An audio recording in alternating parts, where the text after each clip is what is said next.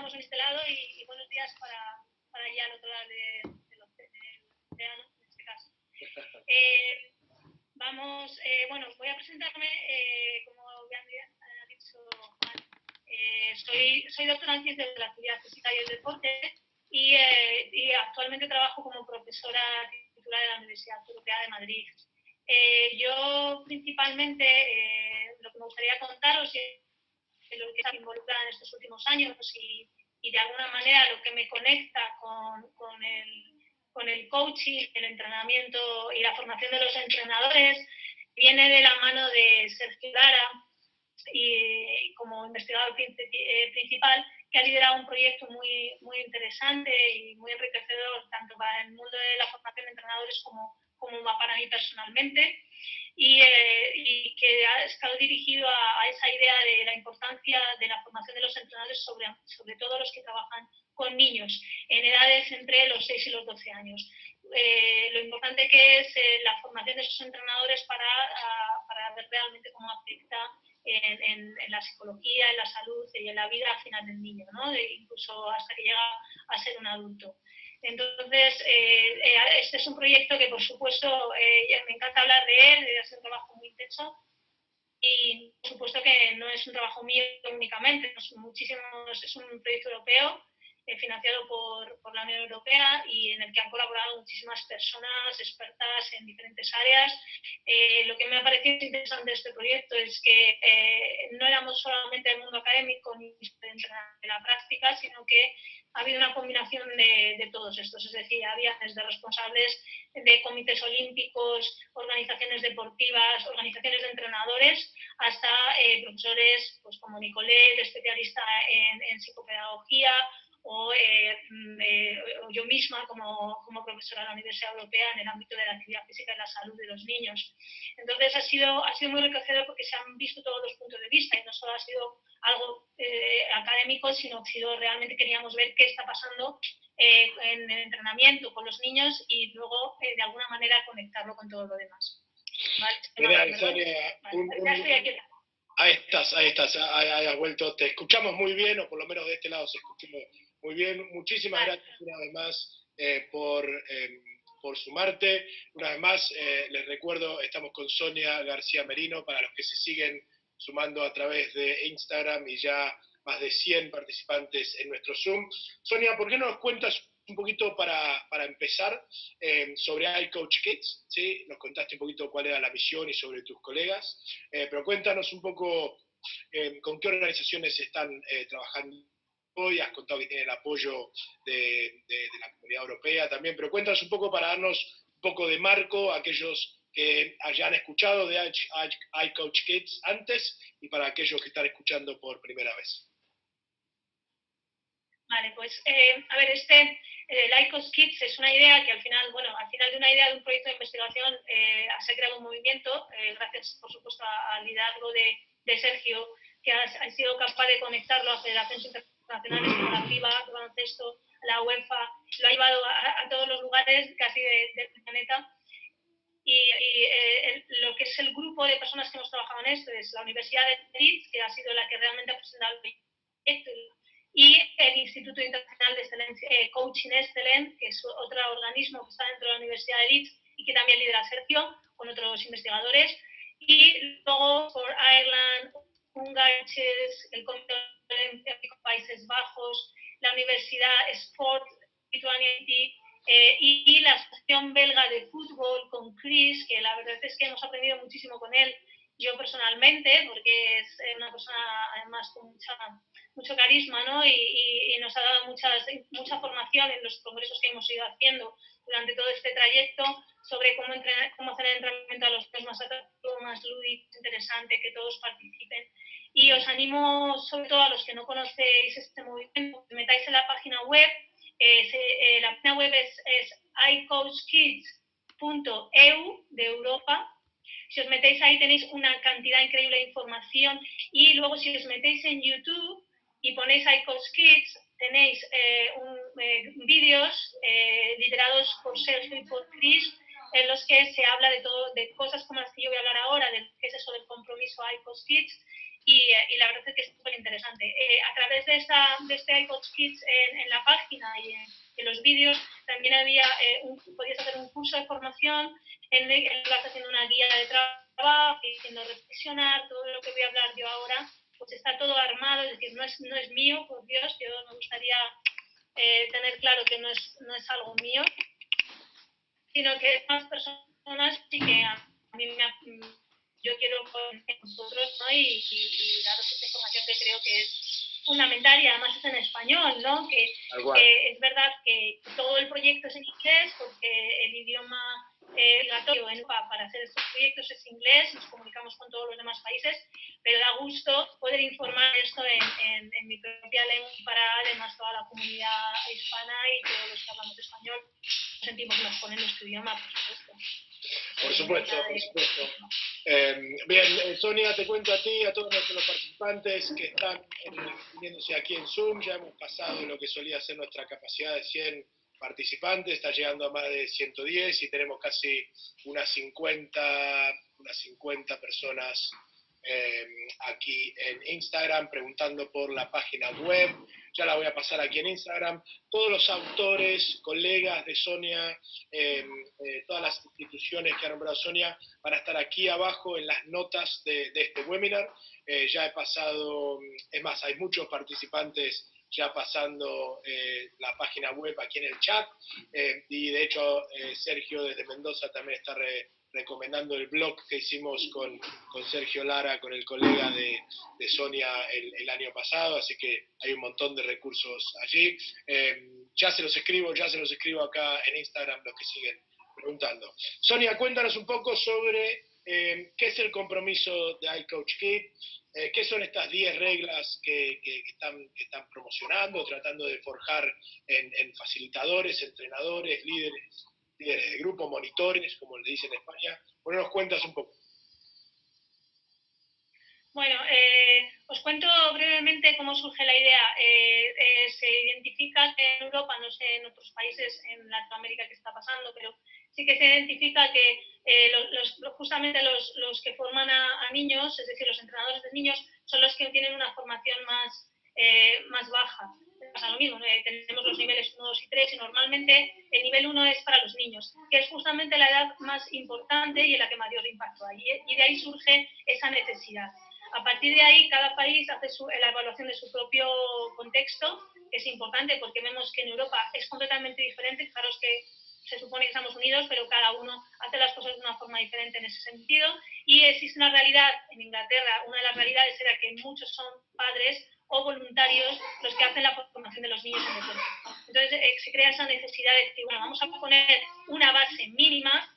Bueno, luego creamos un currículum de una formación, cómo podría ser, y se trata dentro del proyecto, y por otro lado vemos cuál es esa base mínima que debe tener aquel que entrena a niños, tenga la formación o no tenga la formación. O sea, nosotros entendemos que lo ideal es que tenga formación, por supuesto deportiva también, pero ¿cuáles son esos mínimos?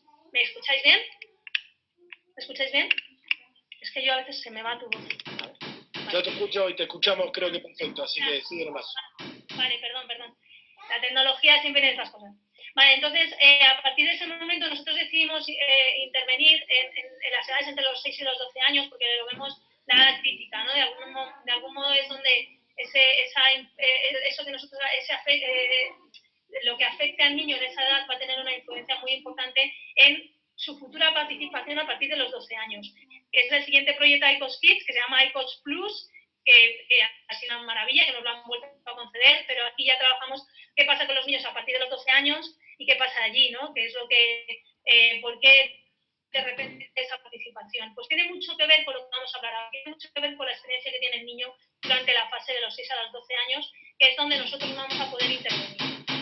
Ese compromiso de iCoach Kids se basa primero en las funciones del entrenador. En un estudio que hizo también Lara en 2017, hizo un estudio en el que pone esas bases, esas funciones del entrenador tan importantes. Ahí las enmarca en varios factores. Por un lado, el contexto, es decir, que debemos tener a todas las partes involucradas, las familias, los clubs y los entrenadores, debemos trabajar en unidad. Los valores y creencias que tiene que vienen del contexto y que tiene el propio entrenador, que también van a ser fundamentales en crear esa filosofía, que veremos luego que hay que reflexionar sobre ella. Y luego que deben tener un enfoque holístico, que es uno de los puntos que también vamos a ver en el compromiso iCoach Kids. Es decir, no son mini adultos, no debemos transferir lo que hacemos en los niños, quizás a partir de esos 12, 14 años es completamente diferente a lo que hacemos con niños con 6 a 8 años, y debemos adaptarlo a las etapas del crecimiento.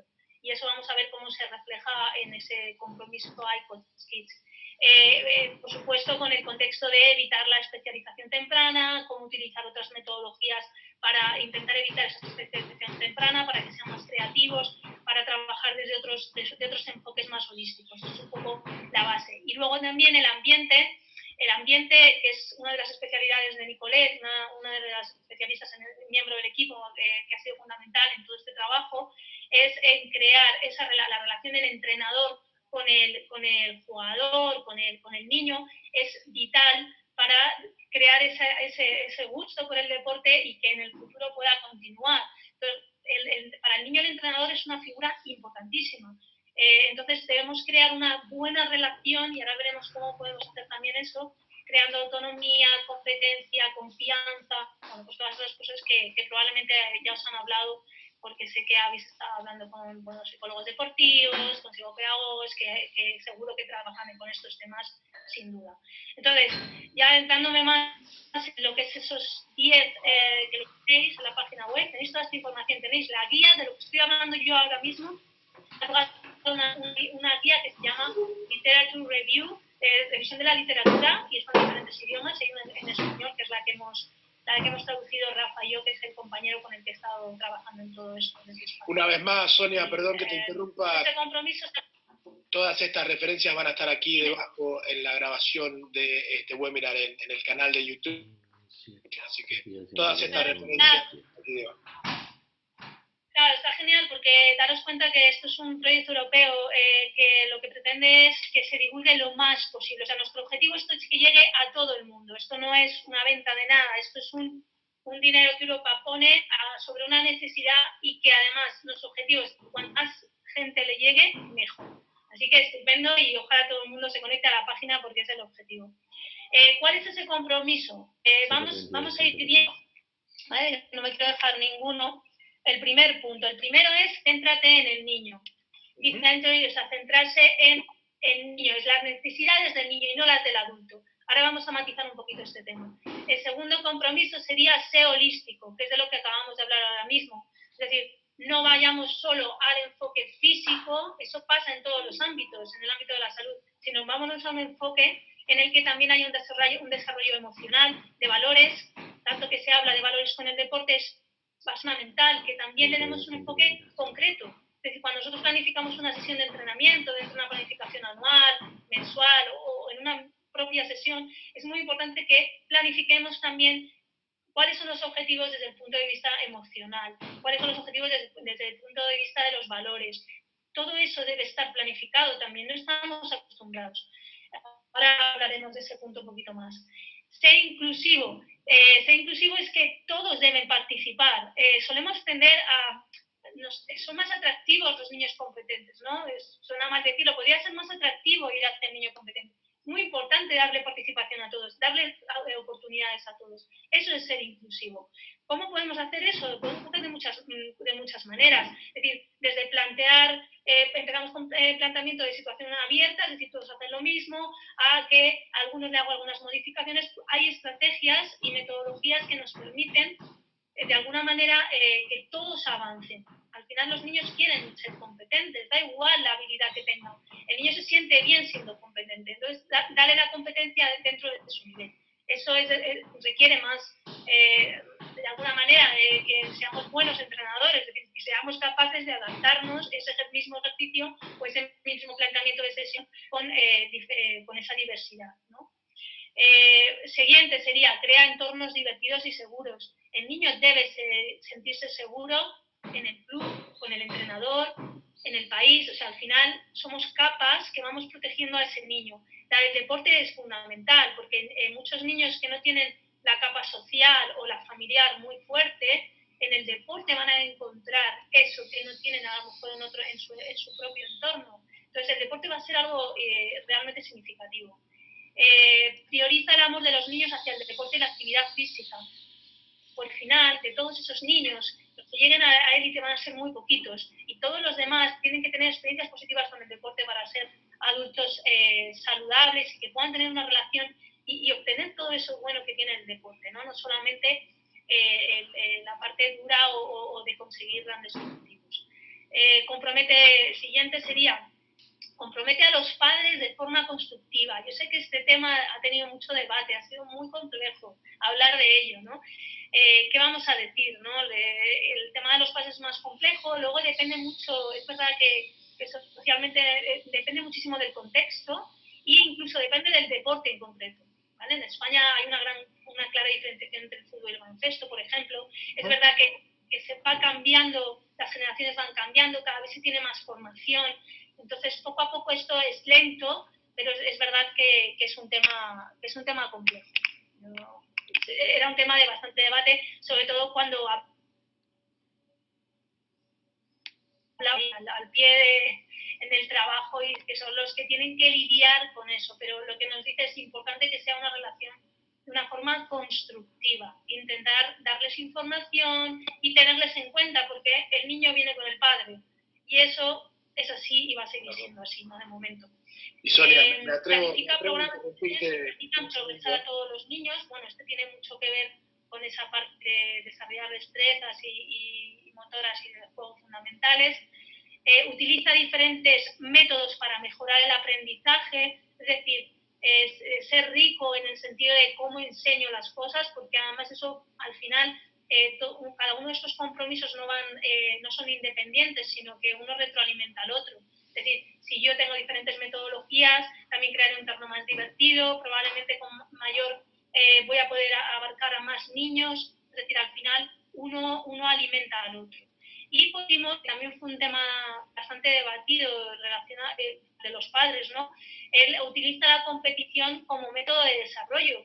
Yo hace muy poquito tuve justo una conversación con un compañero de trabajo que teníamos puntos diferentes. Yo creo que la competición es el escenario perfecto para trabajar valores y gestión de emociones, o sea, sin duda ninguna. Es decir, no solo podemos ver la competición como gana-pierde el club, ¿no? Que entiendo la presión y entiendo que eso existe ahí, pero por supuesto que la competición puede ser un escenario maravilloso para enseñar a los niños a controlar, a gestionar las emociones, a mejorar los valores, cómo tenemos que comportarnos, cómo poder lidiar con todo eso que está ocurriendo.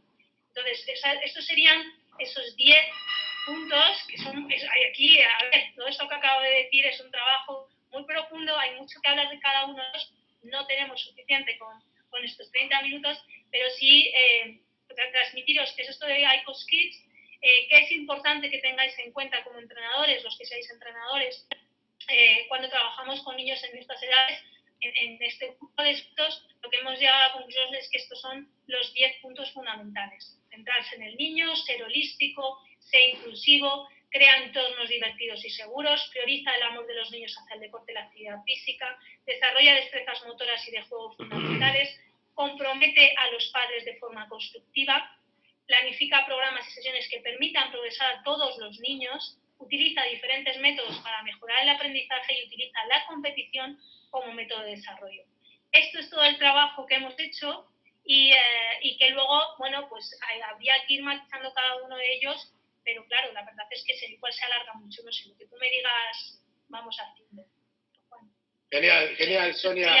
El compromiso, sé que esto es verdad que la parte que yo te comenté también, que está de alguna manera en algunos de estos puntos, que es la parte de valores y la de gestión de emociones, creo que es importante destacar. Yo he estado trabajando también en otro proyecto con niños en riesgo de exclusión social y hemos trabajado especialmente en los valores y la gestión de emociones, porque en estos niños la figura del entrenador era una figura muy importante porque su entorno era menos estable y entonces la figura del entrenador mucha relevancia. Si os puede servir de experiencia, después de también 3 años de trabajo, llegamos a la conclusión, después de 3 años, ¿no?, que lo más importante para enseñar gestión de emociones es que el propio entrenador primero tenga formación en gestión de emociones.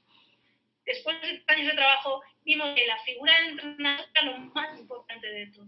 Es decir, el entrenador tiene que saber manejar una situación en un partido en el que un niño pues tiene un comportamiento inadecuado, y cómo me comporto yo en ese momento va a ser tan representativo y tan influyente en la familia, en todo el entorno, club, familia, cómo el niño ve tu gestión de esa emoción y qué representas tú para ese niño. Entonces, al final, enfocamos todo nuestro trabajo a la parte de formar al entrenador en primer lugar. El protagonista es el entrenador, el modelo es el entrenador.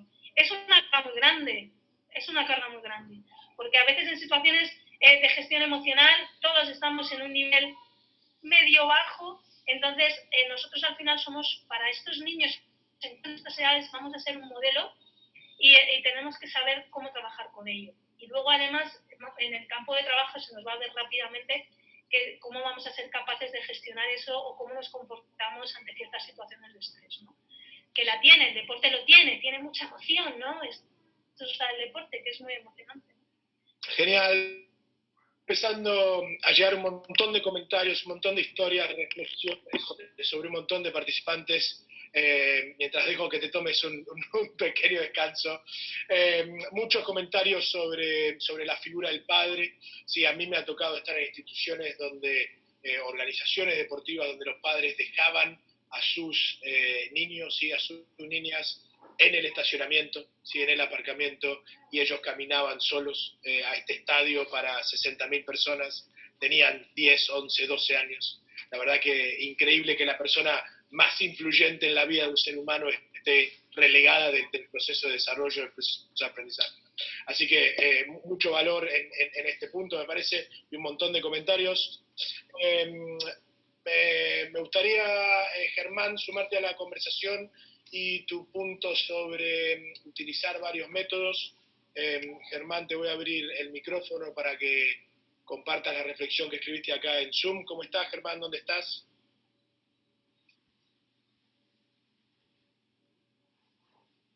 Germán, te estamos escuchando. ¿Cómo estás? Creo que no lo estamos escuchando más. Germán decía, te comento, Sonia, lo que decía acá en el chat de Zoom, decía, cuando hablas de utilizar varios métodos, ¿podría desarrollar sobre qué métodos? Muchas gracias. Vale, cuando utilizamos lo que se busca ahí en la parte de las metodologías, buscar no solamente trabajar con las habilidades motoras básicas, a lo mejor desde el punto de vista de ir a la repetición, este sería un ejemplo, ¿vale? De ir a la repetición, sino también hacer pensar.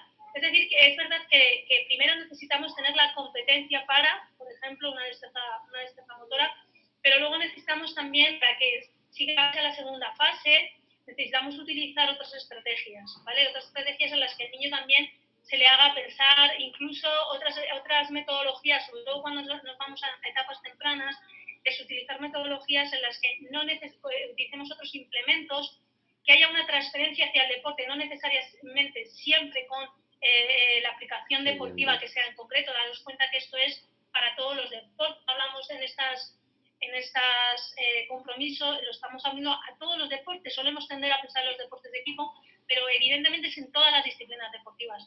Entonces, lo que se busca es un enfoque, cuando se habla de un enfoque holístico, también buscamos esa creatividad, porque es en la edad en la que además se favorece ese trabajo de antiguo. Entonces, utilizar esas metodologías en las que no solamente es la repetición pura y dura del gesto, sino que buscamos metodologías en las que se sea más creativo, así de a grosso modo. Podría especificar, creo que aparecen en algunas de estas aparece más información más específica de cuáles serían esas metodologías en concreto, pero sí, porque justo nosotros además hicimos la parte de la revisión de las metodologías, que ahora mismo hicimos un trabajo de revisión de la literatura científica respecto a este tema, ¿no?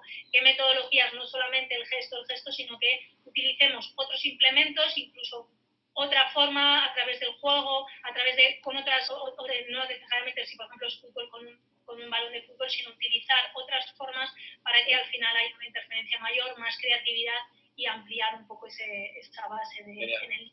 Sobre todo estoy hablando en edades tempranas en las fases de iniciación, porque esto lo estamos llevando sobre todo a las fases de iniciación.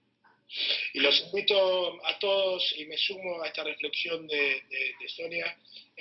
Hicimos 2 webinars en esta serie de 14 webinars de hashtag Quédate en casa, hashtag Siempre Aprendiendo. Tenemos 2 webinars en el canal de YouTube. Uno de ellos sobre el ensayo de técnicas versus el desarrollo de las destrezas, y otro de ellos sobre juegos condicionados, y complementamos con uno más sobre herramientas de coaching. Así que los invito a todos ustedes que nos están viendo, ya más de 250 personas entre formas que se han sumado hoy. Les agradecemos muchísimo por el tiempo.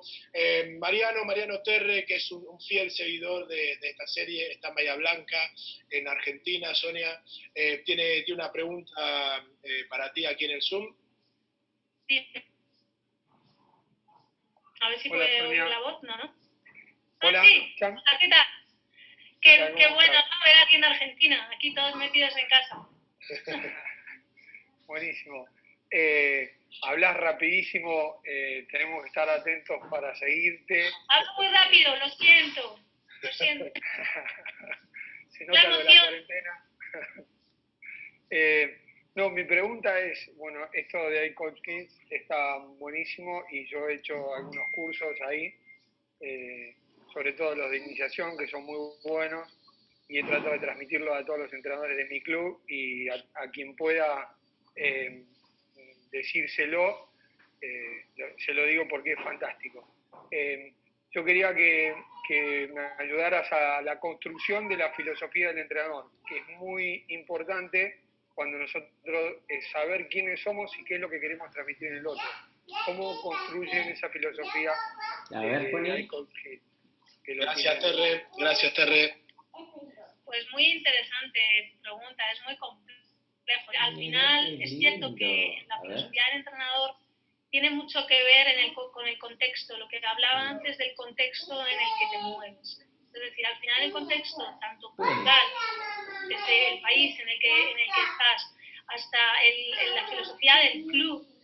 Nosotros tenemos de ejemplo el Real Madrid, ¿no? Que es, nosotros con la Universidad Europea trabajamos con el Real Madrid en una serie de cosas, de máster y de formación de deporte en concreto, y he conocido bastante cerca, por ejemplo, todo el trabajo que hace la Fundación del Real Madrid, y tienen una filosofía muy clara. Es verdad que ellos, al ser tan grandes, ¿no?, casi que se pueden salir del contexto del país, ya tienen su propio contexto, ¿no? Son tan grandes en ese sentido que se abren. Y contestando a la pregunta, es complejo, tiene mucho que ver con el contexto, y el contexto tiene que ver con todos los agentes intervinientes, es decir, tiene que ver con las familias, con el club, con las escuelas deportivas y con el propio entrenador. Es decir, al final es algo difícil de manejar o poner a lo mejor en la piel del entrenador solamente, que entra dentro de todo ese contexto. Es decir, aquí el caso del leganzo es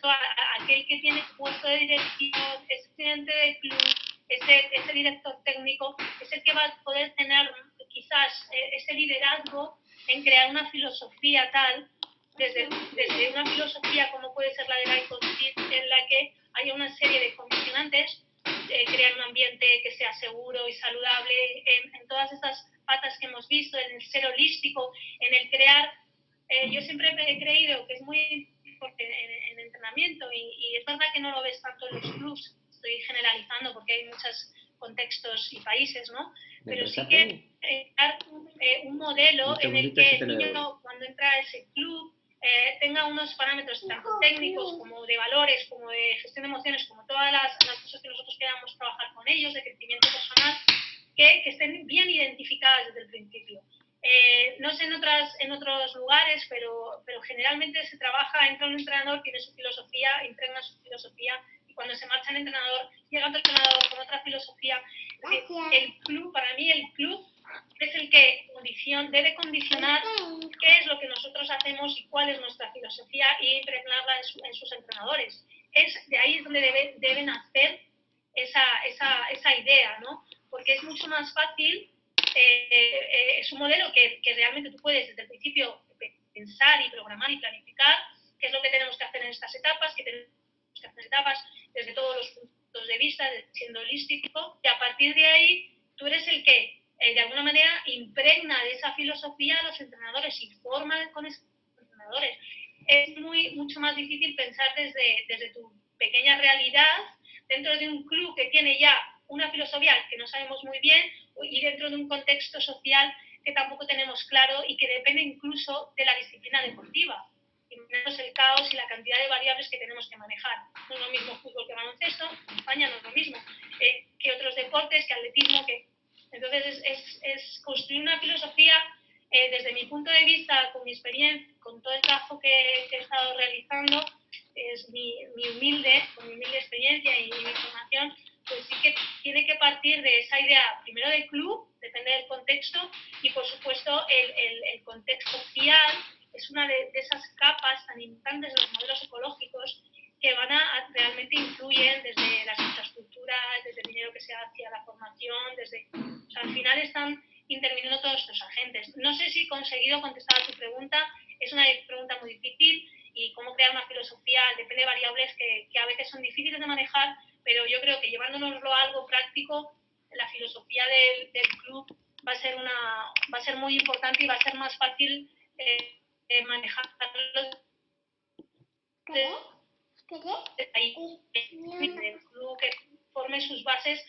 Yo lo que he visto en club que trabajan de esa manera suele ser un trabajo muy estable, en el que además puedo recibir muchísimo feedback. Me ha entrado una llamada, perdona. Vale, es que claro, estoy hablando con el móvil y me entra una llamada, así es que esto no puede ser. Bueno, entonces, en los clubes que he visto ese trabajo, además tenemos la posibilidad de coger gran cantidad de información que nos da un feedback para mejorar, reflexionar, aprender, ¿vale? Y esa es un poco la idea. Genial, genial, clarísimo. No he conseguido contestar a tu pregunta. Espero que no es una pregunta fácil la de Terre, sin lugar a duda. Hemos mencionado la cultura de la organización y la filosofía de coaching del entrenador y de la organización también. De alguna manera siempre lo relacionamos, como decía Sonia recién, con la cultura propia, sí, con nuestros miembros, con nuestro contexto, con nuestro deporte.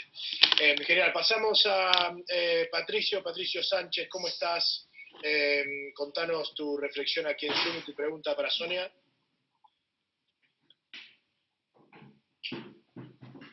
Patricio Sánchez Argüello, ¿cómo estás?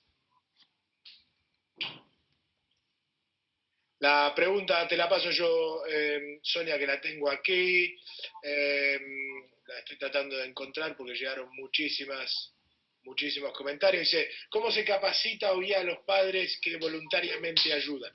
Sí, que imagino que debe ser el 95% de los entrenadores del mundo, y también si son nuevos al deporte, si hay alguna estrategia, algún consejo que se te ocurra para compartir. Claro, pero dices que cómo podemos formar a esos padres para que sean voluntarios. A ver, desde mi punto de vista, yo soy de deporte, yo soy de la Facultad de Deportes, y yo creo que, en mi opinión, esto sí es mi opinión, los padres no deberían ser formadores en deporte, así, tan fácilmente. Es decir, que mínimo, pues quizás si el club tenga unas pequeñas formaciones en concreto, porque evidentemente está desde el punto de vista técnico de la disciplina deportiva, desde el trabajo con el niño, desde cómo utilizamos la parte, o sea, cuando tú haces un curso de entrenador, en España, por ejemplo, tienes una formación en cómo enseñar, porque tú al final eres un profesor, eres un entrenador, tienes cómo enseñar, cuáles son las etapas evolutivas del niño, desde la psicología, desde el entrenamiento puro y duro.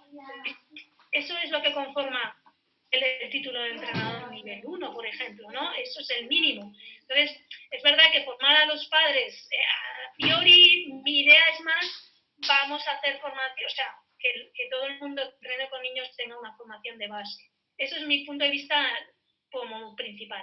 Dentro de un contexto y una realidad en la que eso no sea posible, vamos a irnos justamente esto de lo que estábamos hablando, del compromiso ICOTS Kids, es buscar cuál es ese mínimo para que no se dañado el niño. Es decir, al final nos importa más y su evolución que quizás el que consiga tener más destreza en el deporte o no. Pero a ver, aquí yo tengo muy claro, yo tengo un hijo que juega al fútbol pequeñito,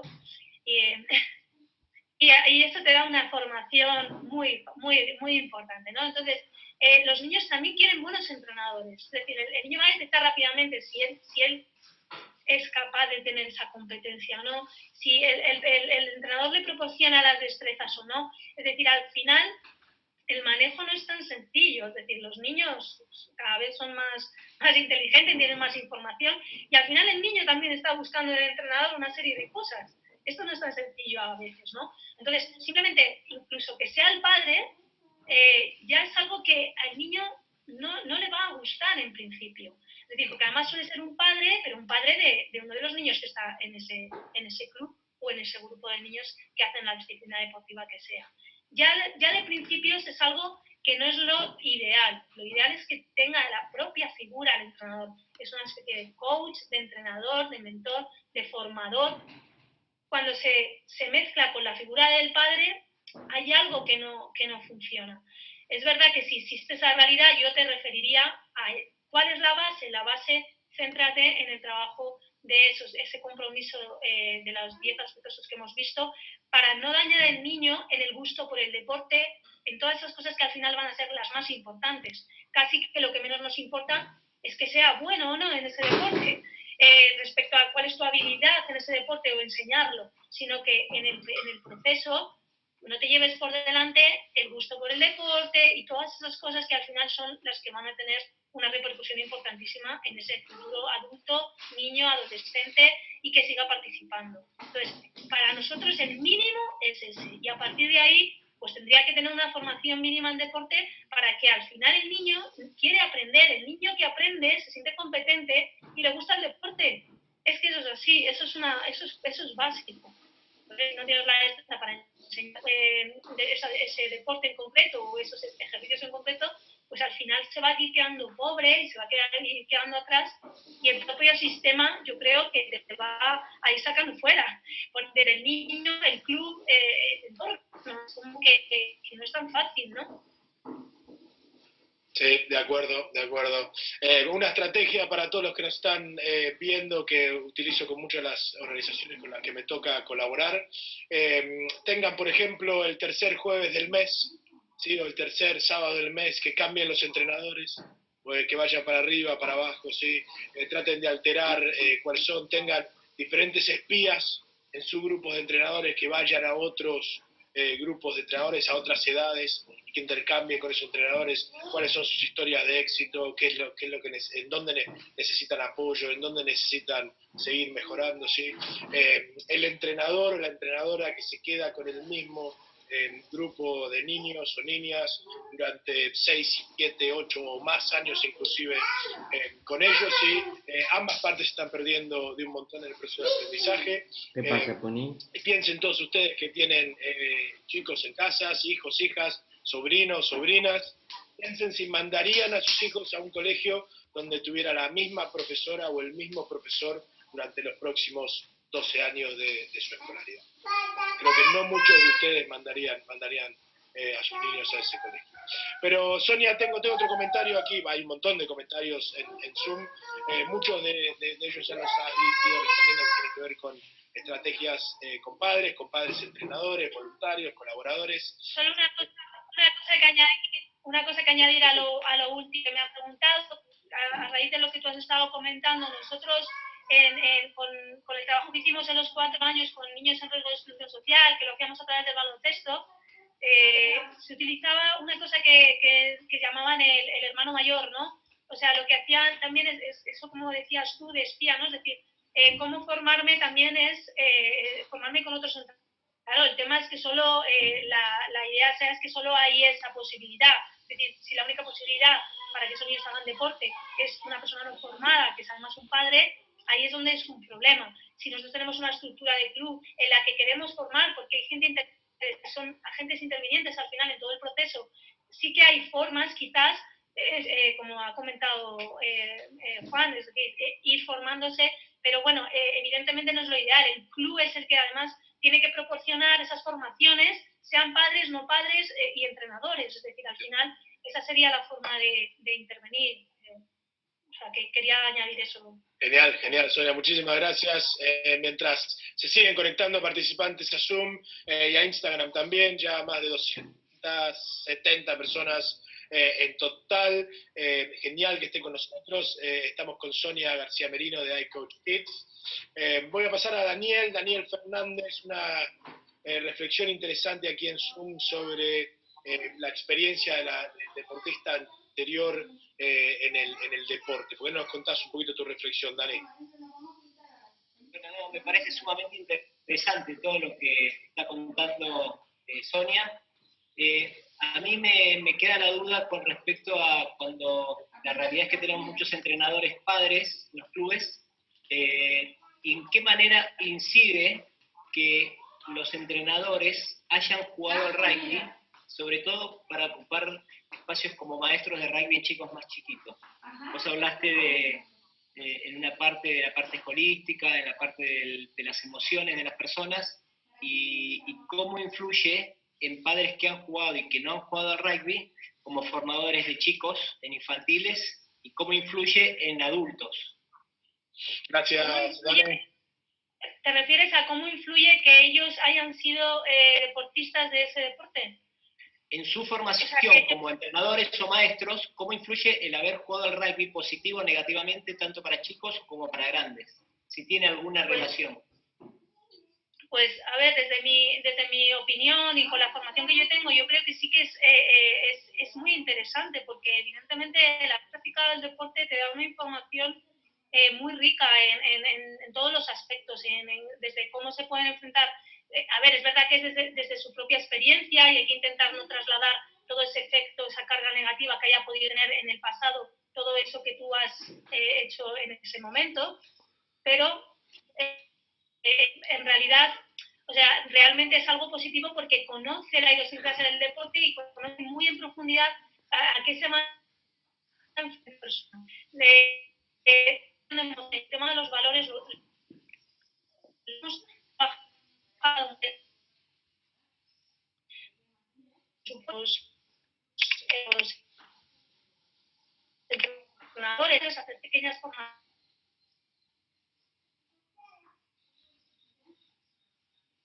a la luz, porque al final somos modelos, al final somos mentores y tenemos al niño aquí, ¿no? Viendo que al padre, ¿no? El niño le tienes cómo te comportas, cómo le contestas, cómo le hablas, cómo gestionas en una situación de crisis, va a ser fundamental y con esa carga vas a cargar durante todo el tiempo, ¿no? Es decir, al final, en esos momentos en el que tú eres capaz de controlar la emoción, van a ser fundamentales. Nosotros empezamos haciendo formaciones específicas con psicólogos expertos y con personas dedicadas a esta labor, cómo gestionar o cómo deberíamos comportarnos en ciertas situaciones y cómo la propia persona viene con una carga de formación de gestión de emociones.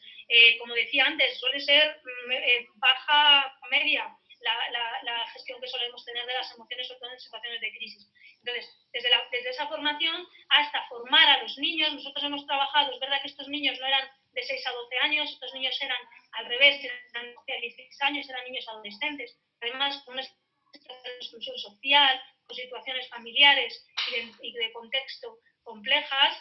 En realidad lo que hemos hecho es trabajar con ellos toda esa parte de reconocer las emociones, qué es lo que pasa en los partidos, cómo podemos gestionar eso. Y por un lado involucramos a los entrenadores y los formamos de forma específica, y por otro lado trabajamos mucho con los niños la parte de cómo poner nombre a las emociones. Eso se está haciendo mucho en la escuela, no solo en el deporte, pero cómo gestionarlo dentro del contexto del deporte nos funcionó muy bien. Y sobre todo lo que la formación que nosotros hicimos era que debemos, lo he comentado antes, debemos especificar en la programación anual, por edades, qué es lo que tenemos que trabajar, con la autonomía, la confianza, cómo lo trabajamos, pero siempre a través de las tareas del deporte. Nosotros intentamos en ciertos momentos hacerlo parando la actividad, y el niño identificaba que lo que estaba haciendo es entrenando y que no quería dejar de hacer deporte, ¿no?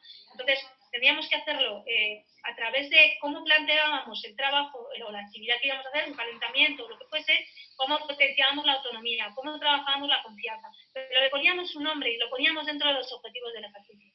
Entonces, para fomentar la autonomía, el niño hace el calentamiento y dirige a los demás. O esas pequeñas cosas que nosotros vamos a incluir en las tareas, que no solamente es hacer un calentamiento propio, porque es bueno para la actividad deportiva, sino que además tenía era un trabajo de valores que era, en este caso, la autonomía, la confianza, No sé si te he contestado la pregunta, me he ido por las ramas, probablemente. No, clarísimo, clarísimo. Sonia, un montón de comentarios agradeciéndote por tus conceptos sobre las páginas web, sobre los cursos, muchísima gente queriéndose sumar. Voy a pasar a Guille, que nos va a llevar a otra... ¿Perdón? Que qué alegría, que me alegro muchísimo. Si estoy contribuyendo a que todo el mundo se mire todo esto, vamos, yo soy feliz, yo feliz. Genial, genial. Voy a pasar a Guillermo, que está en la provincia de Mendoza, en Argentina. Guillermo nos va a llegar a la regla número 6, hablando un poquito de otros deportes y de la formación del niño en edades tempranas. Guille, ya te estamos escuchando, ¿cómo estás? Hola Juan, buen día. Hola Sonia, buen día. Hola, ¿qué tal? La consulta mía era, como padre y entrenador, ¿en cuántos deportes sería bueno que el chico de 6 a 12 años, como hablabas vos, realice o practique en un mismo año para afinar mucho su motricidad y su capacidad de salto, de manejo, de mirar, de pensar? Por ahí hay clubes que, no sé, el club de rugby no quiere que vaya a hacer otro deporte por miedo a perderlo, o me pasó con mi hijo en atletismo de que la profe de atletismo me dice, no, bueno, pero yo necesito que él venga y compita con nosotros. Y yo le digo, mirá, yo como entrenador me pasa que el chico que viene a entrenar le voy a decir, no, mira, jugás al rugby y no jugás a otra cosa, me parece que no. Gracias, vale, desde nuestro enfoque holístico, por supuesto que a ver, no te podría decir un número en concreto, casi que el número está en función de la logística, ¿no?, familiar y del resto de actividades que realice, pues su descanso. A ver, es muy importante tampoco sobrecargar al niño, ¿no? Es decir, tiene que ser tus horas de descanso, su actividad deportiva lúdica y que por supuesto elegida por él. O sea, hay muchas razones, ¿no?, para al final, no solamente para que sea su creatividad y que al final sea un niño con muchísima destreza para el deporte que al final al que se quiera especializar. No podría decir un número concreto, casi que uno saludable, ¿no?, dentro de su etapa de crecimiento, pero por supuesto que las metodologías, sobre todo cuando hablamos de la educación física, yo no dejo de ser una profesora de educación física en mi base de conocimiento. Es muy importante toda esa parte de cómo potenciar la creatividad, cómo utilizar otros deportes para tener una destreza mucho mayor a la hora de la especialización deportiva. Lo que pasa es que la especialización deportiva temprana es muy atractiva, porque el niño que de muy joven se siente muy competente, nos sentimos muy atraídos por la idea de pensar que tiene mucha más destreza que los demás y que va a ser uno de los que va a conseguir éxito final. Y las estadísticas no nos hablan de eso. Es decir, tú es verdad que puedes tener una genética, una habilidad hacia un deporte en concreto, por supuesto que hay diferentes intensidades en la capacidad o en la habilidad, pero evidentemente lo que nos muestran el camino no es que eso directamente te lleve al éxito en ningún caso. De hecho, suele haber mucho fracaso en el camino y mucho fracaso relacionado con cuál es nuestra relación con el deporte. Y esa es la que te vas a llevar de carga toda la vida. La relación que tú tienes con el deporte debe ser positiva. Entonces, es un riesgo muy alto al fin y al cabo, ¿no?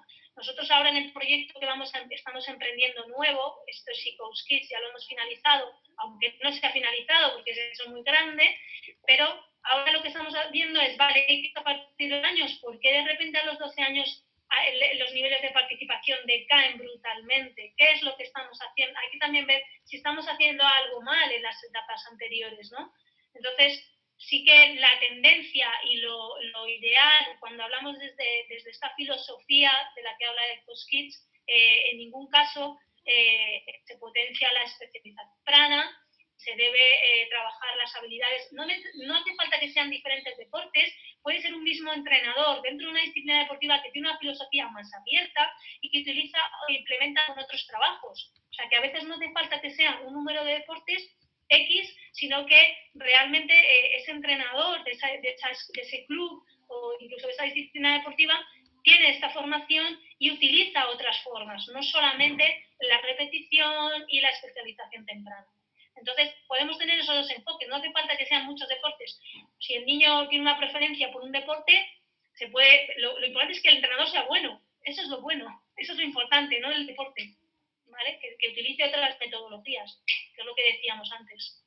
Gracias, Sonia, gracias, Guille, por sumarte y por tus preguntas. Me voy a atrever a agregar una pequeña reflexión. El efecto de edad relativa, ¿sí? Habla de 3 conceptos: de la edad cronológica, de la edad de desarrollo y de la experiencia de ese participante, más allá de la edad que tenga. Mi hija Catalina nació en agosto. Aquí en el Reino Unido cortan el año académico el 1 de septiembre. Ella nació el 25 de agosto, ¿sí? Va a ir al colegio con niños y niñas que van a ser 11 meses y casi 24 días más grandes que ellos, prácticamente un año, ¿sí? Hay 2 o 3 estudios, uno de ellos en la NHL, que es la liga de hockey sobre hielo en Estados Unidos, apasionante, sobre lo que pasa en el tiempo, luego de los 16, 17 años, de cómo esas edades empiezan a emparejarse, y un par más que los voy a agregar una vez más aquí en las notas de YouTube. Un par de bibliografía también de Daniel Coyle, ¿sí? El Código del Talento, ¿sí? Un gran libro de referencia, y su versión más nueva, ¿sí? El Código, ¿sí? La Cultura del Talento, ¿sí? De Culture Code. Dos libros de Daniel Coyle, se los recomiendo muchísimos.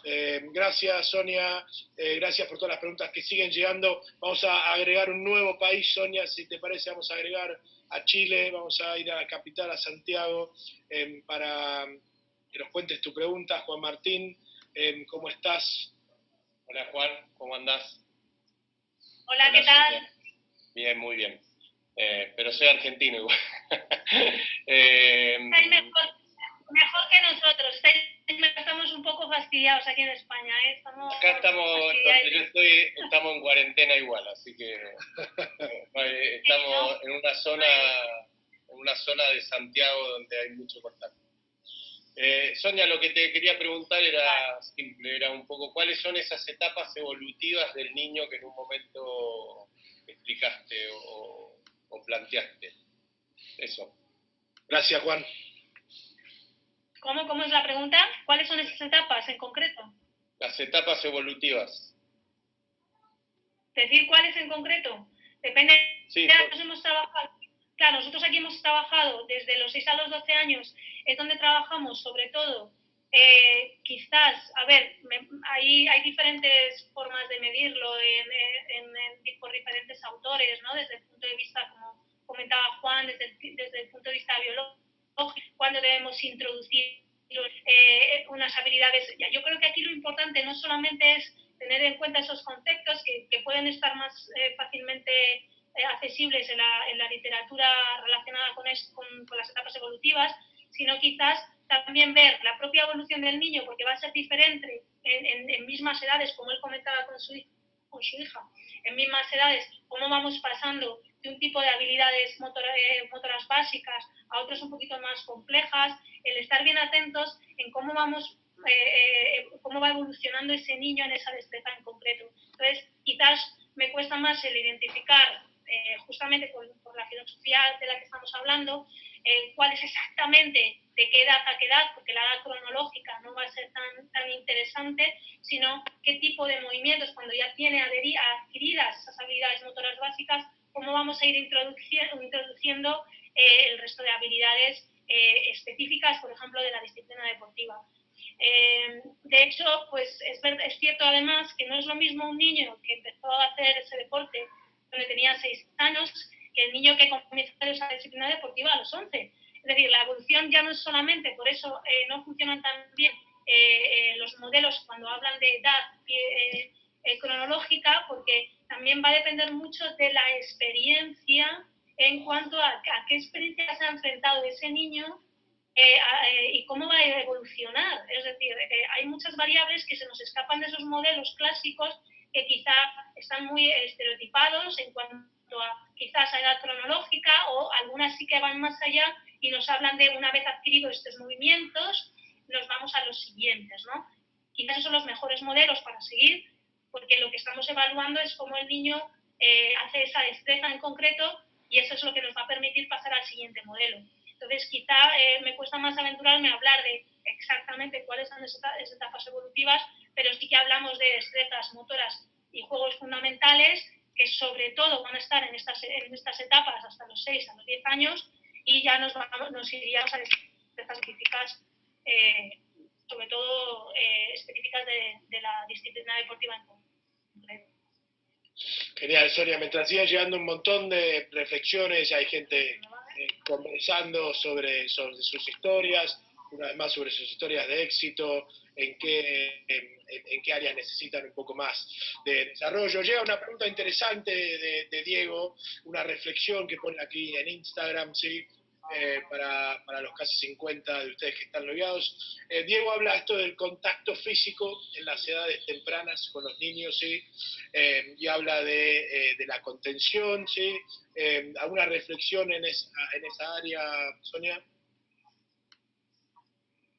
Sobre el contacto físico, ¿te refieres de niños pequeños? Sí, vale. Él habla del contraste un poco de la contención y obviamente llamémosle, de la ley, ¿sí? que todos conocemos y que obviamente es muy similar en todos estos países.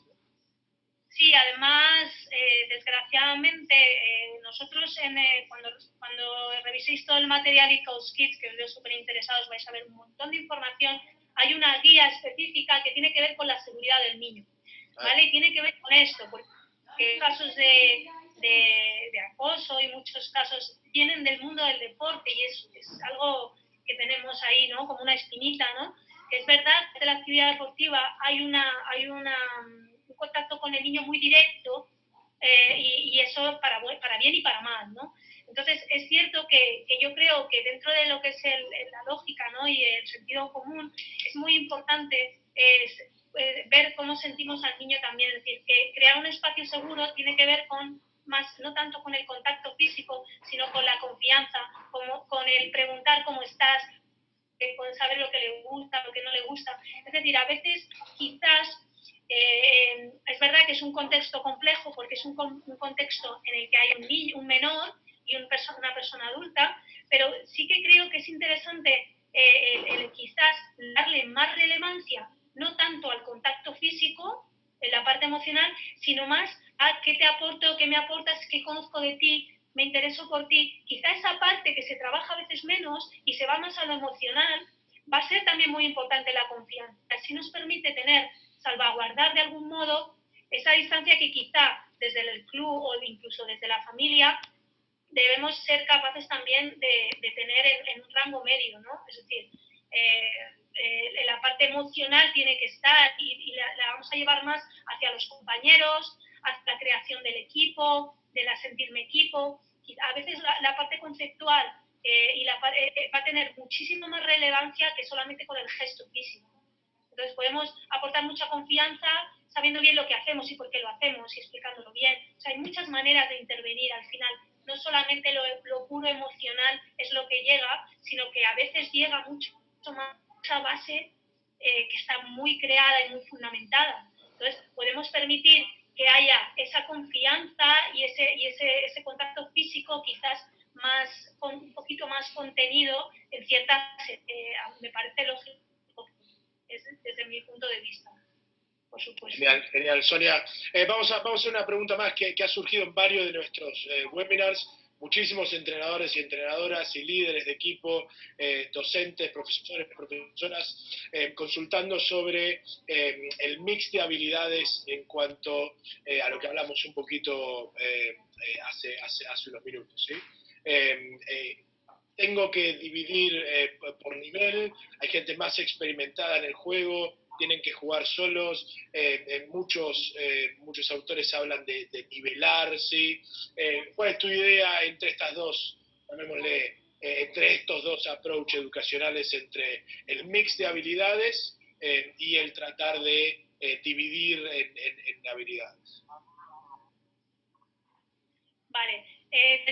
Desde mi punto de vista, quizá es verdad que en el trabajo que hemos hecho en ICOS Kids no hemos trabajado tanto en especificar en todo el qué, porque está dentro de otros trabajos que se han hecho. Aquí lo que buscábamos es esa parte más física y de crear esa base, y no hemos hablado de especificar exactamente el qué, pero si tuviese que posicionar desde mi punto de vista, dentro de mi formación en educación física, quizás lo conveniente, y sobre todo cuando hablamos de deporte, de un deporte específico, es esa combinación de ambas. Es decir, no necesariamente una va a ir detrás de la otra, sino que lo ideal es que vayamos combinando. Es verdad que luego va a depender mucho, no es lo mismo un niño de 8 años que un niño de 11, y menos los niños de 12 de ahora, ¿no? Que son como que ya parecen de 17, ¿no? Pero sí que es verdad que esa sería un poco la línea de trabajo. Evidentemente,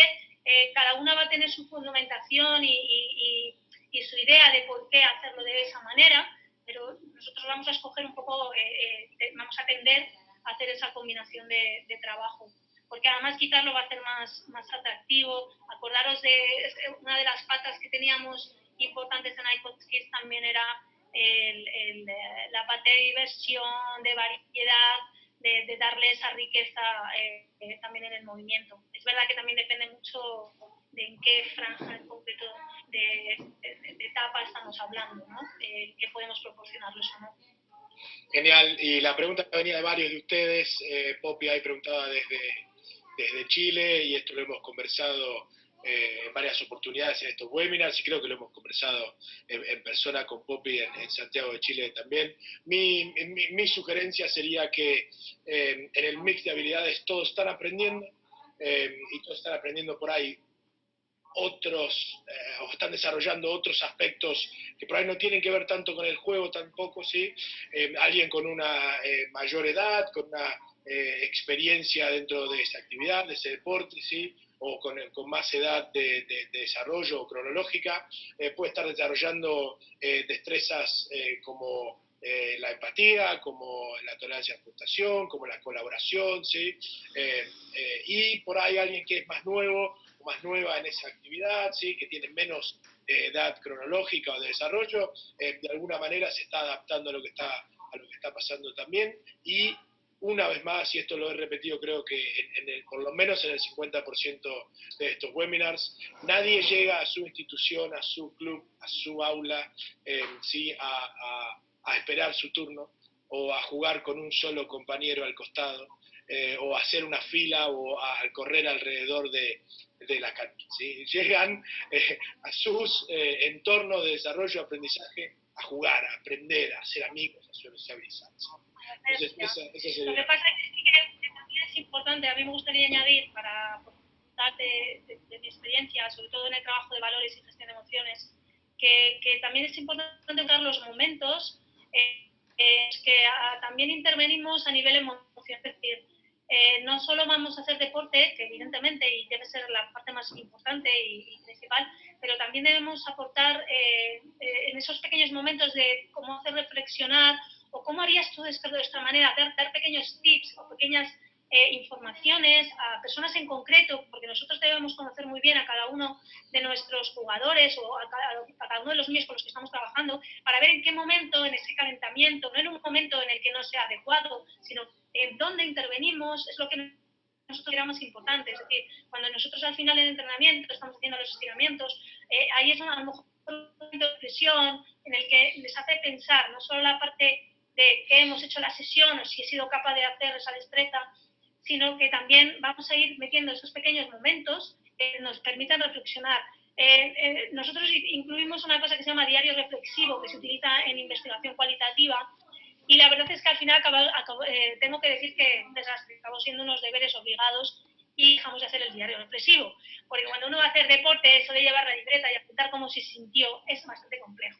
Quizá ahora mismo funciona más el emoticono, el ir por sensaciones, cosas sencillas, simples.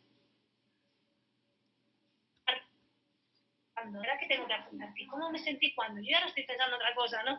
A veces le damos demasiada profundidad a unos pequeñajos, ¿no? Que tienen otra forma, ¿no? Pero sí que es verdad que nos funcionó muy bien otra metodología cualitativa que se llama Focus Group, que no deja de ser como una asamblea. Lo que pasa es que nosotros con el Focus Group lo que hacemos es analizar después qué pasó allí, ¿no? Y ahí es donde fue súper cada 3 meses hacíamos un focus group en el que poníamos en conocimiento todos cómo nos sentíamos, cómo trabajábamos, la relación con el entrenador, se hablaba de todo allí. Y eso sí que funcionó como motor para ir trabajando también el expresarme o el ver qué es lo que está pasando. Entonces esas estrategias sí que funcionaron muy bien. Entonces yo creo que es importante que metamos, como decía antes, en las planificaciones, incluyamos también la parte de qué capacidad estamos trabajando, no solamente desde el punto de vista motor y físico, sino también autonomía, confianza, cómo estamos trabajando todo eso, porque el deportista también, el deportista tiene que tener también potenciadas esas capacidades, no solamente las físicas, va a tener que tener esa tolerancia a la acción, va a tener todo eso que además vemos en el resto de los niños, por supuesto. Clarísimo, Sonia, muchísimas gracias. Antes que pasemos a despedirnos, y agradecerle a Sonia por su tiempo, un par de anuncios, sí, para esta comunidad que hemos logrado formar en estas 2 semanas. Vamos a tener un bonus track, vamos a hacer un webinar más mañana con Sergio desde Mendoza. Vamos a estar hablando de cómo tratar de planificar alrededor de las capacidades, ¿sí? Un tema interesantísimo, que es un poco también el reflejo de haber centrado todo este proceso en ustedes, en los participantes, ¿sí? Vamos a lanzar webinars, 2 webinars semanales a partir del lunes de la semana que viene. Lunes y viernes van a seguir esta instancia de webinars, con algunos pequeños cambios, invitados de experiencias increíbles como la de Sonia que hemos tenido hoy, y también vamos a tener unas jornadas de desarrollo de entornos centrados en el participante, ¿sí? Más allá del deporte, más allá si son entrenadoras, son líderes de grupos o profesores, docentes, para cualquiera de ustedes que tenga ese rol de llevar adelante un entorno de desarrollo y aprendizaje, sería genial que consulten sobre estas jornadas. Toda esta información va a estar en nuestras redes sociales, muchos de ustedes preguntando sobre las redes son @sudcoaching en Twitter y en Instagram, LinkedIn, Sudamérica Coaching, canal de YouTube, Sudamérica Coaching, Facebook, Sudamérica Coaching, una vez más. Mi email personal es j.gonzalez.mendia@sudamericacoaching.com. Muchísimas consultas, muchísimas reflexiones, historias de vida. La verdad que increíble la repercusión y el tiempo, ¿sí? que se están tomando para ponerse en contacto. Ya va a llegar la respuesta, estoy haciendo lo más rápido posible. Pero bien, les recuerdo, sí, por última vez, mañana bonus track con Sergio Torres desde Mendoza, lunes y viernes a partir de la semana que viene webinars, jornadas de desarrollo en entornos centrados en el participante a partir del jueves 9 de abril, van a ser 5 instancias de jueves, sábado, martes, jueves y sábado una vez más. Sonia, muchísimas gracias por tu tiempo, por compartir tus conocimientos, por compartir el mensaje de Coach Kids y el compromiso. La verdad me gustaría cerrar con una reflexión final, si te parece, y luego le voy a abrir los micrófonos a todos ustedes que están aquí en Zoom para que le agradezcan y se sumen a justamente eso, agradecerle a Sonia por su tiempo y por su approach de querer compartir, ¿no?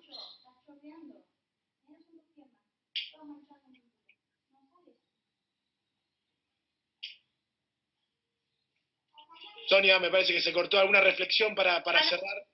Ah, vale. Uy, me lié. No, todo bien. Nada, pues me gustaría que reviséis todo ese material que es de verdad buenísimo, que tiene muchísimo trabajo detrás, de revisión de la literatura científica, de ver todos los puntos de vista. No es un trabajo hecho ligero, sino que tiene un trabajo muy fuerte detrás de especialistas muy muy importantes en este ámbito y que está para todos, para que al final lo que nos importa al grupo de ICOS Kids es que los niños estén bien, que su desarrollo sea el adecuado y que se pueda trasladar a todos los países del mundo, vamos, eso es nuestra intención. Sabéis si queréis a Juan, no tengo ningún problema de pasarle mi correo electrónico. Soy muy de redes, no tengo Instagram, lo siento, ni Twitter, soy de otra generación, como digo yo. Y entonces, bueno, pues por supuesto que abierta a que me podáis consultar lo que queráis sin ningún problema. Ahora estamos trabajando, lo que comentaba, en otro proyecto que va a ser para adolescentes, que vamos a trabajar también en cómo intervenir en estos chicos para aumentar la participación en los adolescentes, en lo que es la participación deportiva, por supuesto. Entonces, bueno, ahí estáis enredados. Darle las gracias a Juan en este caso por poder haber aportado, aunque sea un poquito de mi conocimiento, y darle las gracias a Sergio y a todo el equipo de ICOS Kids, porque no soy más que una... bueno, pues yo traslado todo este mensaje que ha sido un trabajo de muchísimas personas, por supuesto, y no solo mío, ¿vale? Así que nada, muchísimas gracias a ti, Juan. Muchísimas gracias, Sonia. Todos ustedes nos estamos viendo mañana a las 11 de la mañana en la mayoría de los países de Sudamérica, 3 de la tarde aquí en el Reino Unido, 4 de la tarde en la mayoría de los países de Europa. Les abro los micrófonos para que le agradezcan a Sonia y nos